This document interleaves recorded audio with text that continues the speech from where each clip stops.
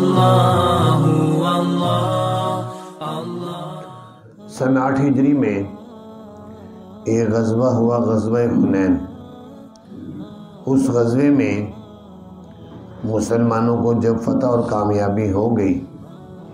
تو مال غنیمت کا بہت بڑا حصہ مسلمانوں کو حاصل ہوا۔ 40,000 بکریاں، 24,000 اونٹ، منوں کے حساب سے چاندی اور سونا۔ تو حضرت صلی اللہ علیہ وسلم نے جو مسلمان نئے نئے ہوئے تھے ان کی تالیف قلب کے لیے کافی ان کو حصہ دیا۔ مثلا ایک آدمی اقرا بن حابس، وہ نئے مسلمان ہوا تھا اور تھا بھی اپنے قبیلے کا سردار، 100 اونٹ اس کو حصہ دیا، کسی کو 50، کسی کو 100، کسی کو اس طرح مختلف۔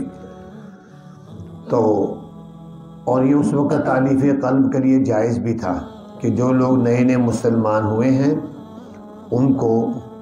اسلام اور دین پر قائم دائم رکھنے کے لیے، ان کی دل جوئی کے لیے ان کو حصہ دیا جائے۔ بلکہ اس زمانے میں یہ بھی حکم تھا کہ کافروں کو بھی زکوٰۃ دی جا سکتی ہے تاکہ کافر بھی ایمان کی طرف مائل ہوں اور اسلام لے آئیں۔ بعد میں پھر یہ حکم منسوخ ہو گیا کہ کافروں کو زکوٰۃ نہیں دی جا سکتی، اور جب مسلمانوں کی تعداد بڑھ گئی تو پھر تالیف قلب کے لیے بھی کسی کو دینے کی اجازت نہیں رہی۔ تو حضرت صلی اللہ علیہ وسلم نے اس غزوے میں بڑا کھلے دل سے لوگوں میں حصے بانٹے، تو دور دور تک خبریں پہنچی۔ تو کچھ قبائل کے لوگ آئے، انہوں نے کہا اتنا پیسہ، سونا، چاندی اور اونٹ، بکریاں مل رہی ہیں، ہم بھی چل کے کہہ دیتے ہیں ہم مسلمان ہیں، چلو ہمیں حصہ ہی ملے گا، تو پیسہ لے کر، بکریاں، اونٹ لے کر آ جائیں گے۔ تو انہوں نے آ کر زبان سے اظہار کیا کہ ہم مسلمان ہیں، ہم مومن ہیں۔ تو اللہ تعالیٰ نے ان کے بارے میں یہاں آیات میں نازل کر کے فرمایا ہے، پیارے پیغمبر ان کو کہو تم مومن نہیں ہو، تم مسلمان ہو، تم یہ کہو ہم اسلام لے آئے ہیں اور ابھی ایمان تمہارے دلوں میں داخل نہیں ہوا۔ قالت العرب آمنا، کہا دیہاتیوں نے ہم ایمان لے آئے۔ قل لم تؤمنوا، اے پیارے پیغمبر آپ کہہ دیجئے تم ایمان نہیں لائے لیکن تم کہو اسلمنا، ہم اسلام لائے ہیں اور ابھی تک نہیں داخل ہوا ایمان تمہارے دلوں میں، کیونکہ تم نے دنیا کی مال و دولت کے لیے ایمان کا اظہار کر رہے ہو، دل کے اندر ایمان نہیں ہے۔ ورنہ ایمان کوئی ایسی دولت نہیں ہے کہ انسان دنیا کی دولت کے لیے ایمان کا اظہار کرے کہ مجھے دنیا کی دولت مل جائے، پیسہ مل جائے، اس لیے میں اظہار کر دوں کہ بھی میں بھی مومن ہوں۔ کیونکہ ایمان تو اتنی قیمتی دولت ہے کہ دنیا جہان کی دولتیں اس کا مقابلہ نہیں کر سکتی، اور یہ ایسی دولت ہے جو انسان کو قبر میں بھی کام آئے گی۔ روایات میں ہے کہ جب انسان قبر میں رکھ دیا جاتا ہے، حساب کتاب کے بعد مومن آدمی کے پاس انتہائی خوبصورت شکل کا انتہائی خوبصورت ایک شخص آتا ہے، تو وہ مردہ اس کو کہتا ہے کہ تو اتنا خوبصورت شخص ہے، میں نے تو دنیا میں تیری جیسا خوبصورت کوئی نہیں دیکھا،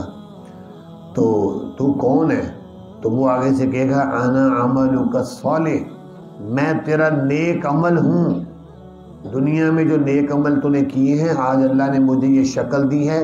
اور چونکہ تو قبر میں تنہا ہے، اکیلا ہے، میں تیرے دل لگانے کے لیے یہاں تیرے پاس ہی رہوں گا۔ ایمان کی دولت سے دیکھیں کتنا فائدہ۔ تو اگر کوئی انسان دنیا کی خاطر، دولت کی خاطر ایمان کو بیچ دے، جیسے کئی لوگ ہوتے ہیں ایمان کو داؤ پر لگا کر، ایسے بھی کئی لوگ باہر کے ایسے ممالک کے ویزے لیتے ہیں کہ جن میں اپنے آپ کو غیر مسلم لکھوانا پڑتا ہے، تو وہ لکھوا دیتے ہیں، مثلا اپنے آپ کو شیعہ لکھوا دیتے ہیں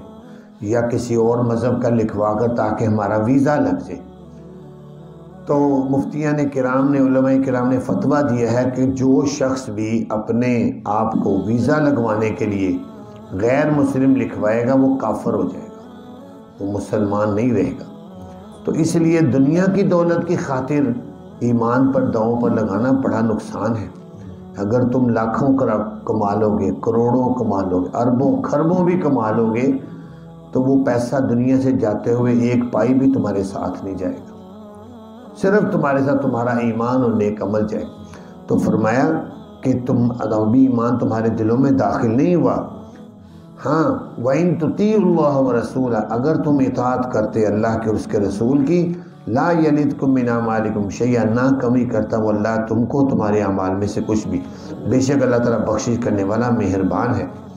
فرمایا یہ ایمان والے نہیں ہوتے، ایمان والے یہ ہوتے ہیں، انما المؤمنون الذین آمنوا باللہ ورسولہ، ایمان والے وہ لوگ ہیں جو ایمان لاتے ہیں اللہ پر، اس کے رسول پر، ثم لم یرتابوا، پھر وہ شک میں نہیں پڑتے، تذبذب کا شکار نہیں ہوتے، پختہ طریقے سے مومن ہوتے ہیں،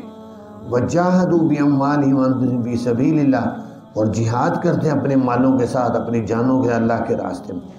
ایک جہاد وہ ہوتا ہے جیسے کوئی قتال ہو رہا ہو، لڑائی ہو رہی ہو، وہاں پر شریک ہونا اپنی جان کے ساتھ یا اپنا مال بھیج کر، جیسے فلسطین میں لڑائی ہو رہی، کئی لوگوں نے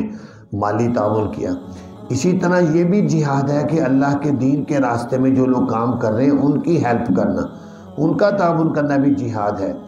اور خود دین کے راستے میں نکل کر دین کا کام کرنا یہ بھی جہاد ہے۔ اسی طرح کوئی کتاب لکھ دینا، تصنیف کر دینا، یہ بھی جہاد ہے۔ اسی طرح زبان سے تقریر کر کے کسی کے عقیدے کی حفاظت کرنا، کسی کو گمراہی سے بچانا، یہ بھی جہاد ہے۔ تو جہاد کی کئی قسمیں ہیں۔ فرمایا جو لوگ جہاد کرتے ہیں اولئک هم الصادقون، یہی لوگ سچے ہیں۔ قل اتعلمون اللہ بدینکم، فرمایا اے پیارے پیغمبر ان کو کہو کیا تم بتلاتے ہو اللہ کو اپنے دین کے بارے میں کہ ہم مسلمان ہیں، جی ہم مومن ہیں، واللہ یعلم ما فی السماوات وما فی الارض، اللہ کو بتلانے کی ضرورت نہیں، اللہ جانتا ہے جو کچھ بھی آسمانوں میں ہے، جو کچھ زمینوں میں ہے، واللہ بکل شیء علیم، اللہ ہر چیز کا علم رکھنے والا ہے۔ یمنون علیک ان اسلموا، اے پیارے پیغمبر یہ دیہاتی احسان جتلاتے ہیں آپ پر کہ یہ اسلام لے آئیں، قل لا تؤمنوا قل لا تمنوا، کہہ دیجئے کہ تم احسان نہ جتلاؤ مجھ پر، اسلامکم اپنے اسلام کا، بل اللہ یمن علیکم، بلکہ اللہ نے احسان کیا تم پر، یہ کہ اس نے ہدایت دی تم کو ایمان کی، ان کنتم صادقین، اگر تم سچے ہو۔ ان اللہ یعلم غیب السماوات والارض، بے شک اللہ تعالیٰ جانتے ہیں آسمانوں زمینوں کے غیب کو، واللہ بصیر بما تعملون، اللہ تعالیٰ دیکھنے والے ان کاموں کو جن کو تم کرتے ہو، اللہ تعالیٰ تمہارے سب کاموں کو دیکھ رہے ہیں۔ اس لیے اس دنیا کی زندگی میں رہتے ہوئے کبھی بھی اس دنیا کی خاطر اپنے ایمان کا سودا نہ کرو، دنیا کی خاطر آخرت کو مت بیچو، آخرت کو بنانے والے کام کرو، چاہے اس کی وجہ سے دنیا کا نقصان ہو جائے، اس میں تمہاری کامیابی اور فائدہ ہی فائدہ ہے۔ اللہ تعالیٰ سے دعا ہے اللہ تعالیٰ ہمیں اس پر عمل کرنے کی توفیق عطا فرمائے۔